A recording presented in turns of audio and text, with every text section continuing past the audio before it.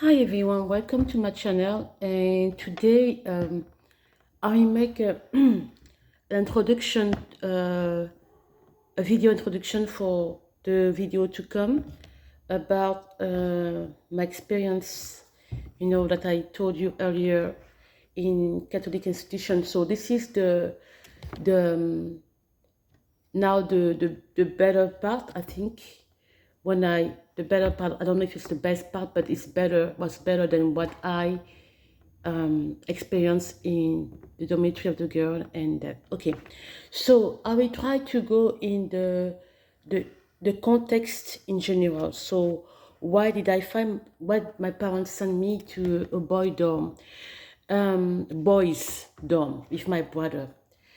The thing is, I will start, okay, by saying, because I don't have all the context because I was really young. I tried to gather information from mom, my mother, my brothers who were young also, but try to remember they were older than me a little bit more. So I I I went to I went to the dorm of the boys. So let me go in the context. In the late 80s, okay, let's say late 80s, early 90s, there were many movements, okay, change in the world, especially coming from Europe, because I have to make sure that everything I say is exactly right, because you can also check that, you can fact check those historical event I'm talking about. This movement gave became very strong in the late 80s.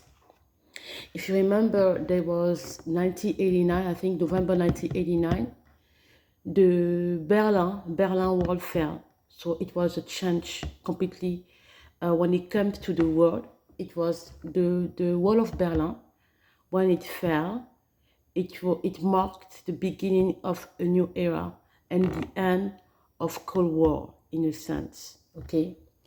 Then in 1989 also, if you remember, there was I was young, but this picture was viral for years. It was a Chinese student who stood up in front of a tank, military tank. It happened in Tiananmen Square. If you know the story, I mean, that picture was viral. I mean, you cannot, even me when I was young, really, that picture marked me a lot.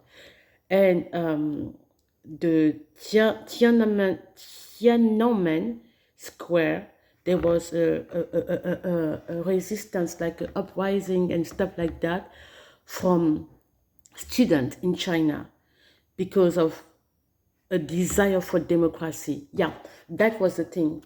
In the late 80s, early 90s, there was a desire, a strong desire for democracy in the world. And if you remember in the history books that they were taught, okay, in high school, the history book was telling us, okay, that how do you say that? That the bloc, the Soviet Union, start to fall apart. Like countries were leaving the Soviet Union. There was a desire for democracy, and many dictatorial systems were falling, and that wind blowing were came down also to Africa. And as a matter of fact, my country didn't didn't resist the wind, because that was a time where many people in my country wanted a change when it came to the government, when it came to all that. Okay, so it was important because we had a dictatorial system, like it or not, we had a very strong dictatorial system, and the people in my country want that change. They wanted the democracy as well. That's why we went through uprising, strikes after strikes after strikes, in my country. So the education system was falling apart. And my father saw it that it wasn't good anymore. And he, being involved in political activism, which was not added to the situation of uncertainty, and also not feeling safe in a way. But really, the thing that was really interesting is like my brother and I will never talk about his activity in school, you know, because when you were talking against the power at the time, you were considered like a threat or a bit, or you were a traitor. And he was working with the diaspora that was living abroad, especially the Song diaspora was in France, and some were opponent, political activists as well. So that period was really very important because in my hometown, people were on strike almost every time. So the academic was validated in a way that it wasn't good because the complete academic year wasn't completely done, because for some reason they still validated. And my father was, I explained in my other video that he was very into education, so he was really worried about the situation, not only for him, for himself, because yes, as a opponent, as a political activist, being against the power, yeah, I really remember when one day the secret services and the people, they came to handcuff him and took him to jail. He was incarcerated in late 80s, all this period of time. But then after that, because of a situation that his family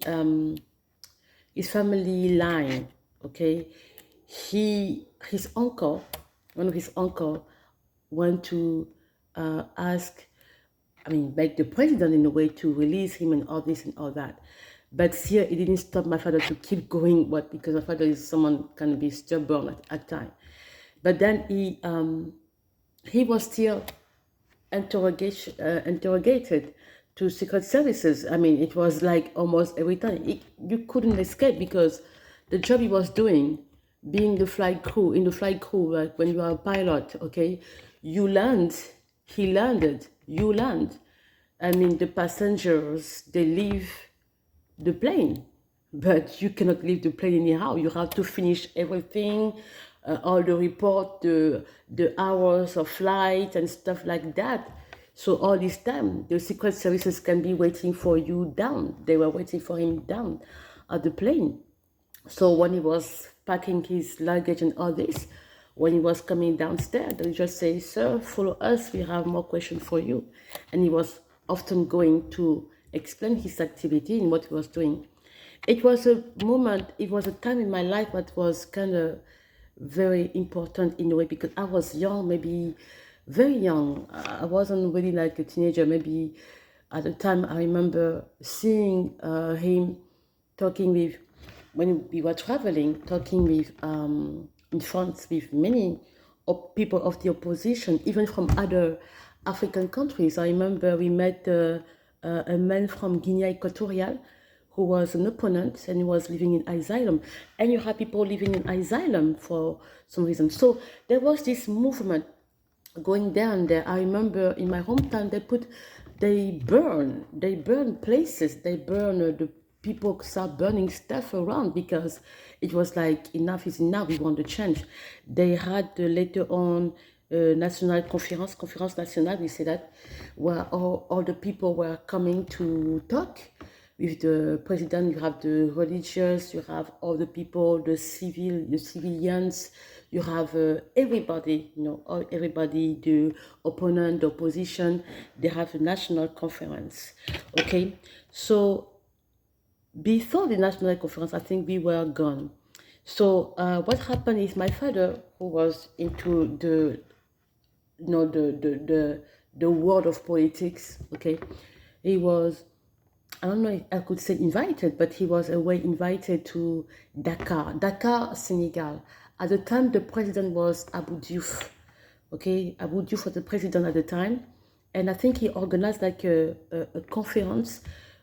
It was to those who knows that part of the years. He organized a conference where many people of the opposition, of the countries in Africa and such like that, the French-speaking countries will come to discuss about the situation in Africa. There, my father met a man. He met the Archbishop Isidore de Souza, who was the Archbishop, a very well-known figure in the politics of Benin, the Republic of Benin at the time. And they talked together, and for some reason my father decided not to send us to France anymore, but to send us to Benin, because I think at some point he foresee that Benin, well, the Republic of Benin, was heading into a real democracy, which was true. I mean, by the time all this happening, I think the president of Benin that years before were Mathieu Kirikou. Mathieu Kirikou wasn't president anymore, and he fell for presidency. And that year of change was the new president named Nicéphore Soglo. So he marked a new era in Benin, because when I talked to people in the Republic of Benin, they told me that it was difficult at the time of Mathieu Kirikou. Everything was public, all institutions were like public, so it was getting very difficult. Life was really kind of miserable in his time. He was known as a dictator as well.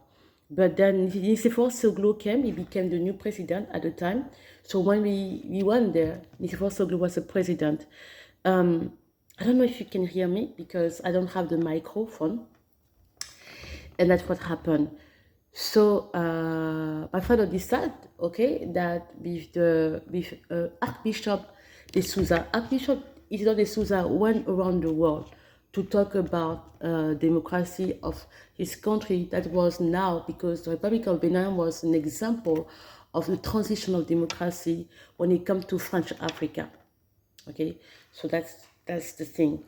And yeah, so he was invited to America, to Austria, to countries in Europe and Africa to talk about, because he officiate, I don't know how to say that, the national conference of his country. So Archbishop Isidore de Souza wasn't anybody, he was a well-known figure. But I want to thank him because he allowed me to enter the dormitory of the boys, because at the time when the dormitory were not open, I mean, they kind of rush